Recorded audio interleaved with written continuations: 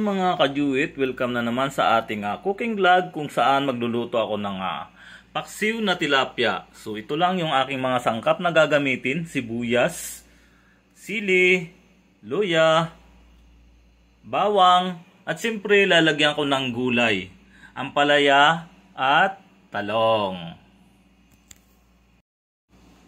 Sasalansal lang natin ang mga gulay na mga sangkap na ating ilalagay sa pagluluto ng paksiw. Ayan yung bawang, luya. Lagay na rin tayo ng sili, sibuyas, siyempre itong ampalaya at talong. Saka natin ilalagay yung isda, tilapia mga kajuit. Mas gusto ko yung ganitong kalalaking tilapia dahil mas masarap at malinam naman lasa kapag ito ay napaksiw. Yan, sasalansal lang natin ng maayos. Saka natin papaibabawan uli ng gulay. Ampalaya. Yan, may talong. Saka sibuyas. Iniwa ko lang to ng maninipis. Ayan, lagay na natin lahat ng gulay. Saka ako lalagyan ng asin.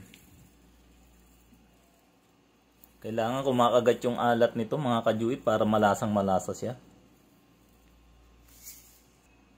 At saka suka. Lulutuin ko lamang ito sa suka mga kajuit. Ayun, ayaw pala lumabas. Hindi nabuksan. Ayan. Natakpan pala yung butas. Kaya lulutuin ko lang sa suka to. Maraming suka. At saka ko lamang siya isasalang. Ayan. Mga 10 minuto na pagluluto mga kajuit.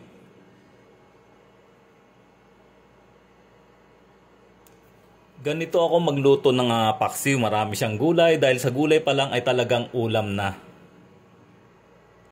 At ayan nga mga kajuit, kumukulo na. Kunting-kunti na lang ay maluluto na ang napakasarap na paksiw na tilapia. Pakukuluin ko lang ito ng hanggang 2 minuto pa at talagang lutong-luto na ang paksiw na tilapia. So titikman ko lang kung ayos na ba ang panlasa sa akin. Napakasarap. Kumakagat yung alat at asim ng suka. Tatakpan ko lang ulit mga kajuit para maluto yung kanyang gulay. At ayan nga mga kajuit, after 3 minutes, ayan, napakasarap ng paksiw na ito. Luto na mga kajuit. Yummy!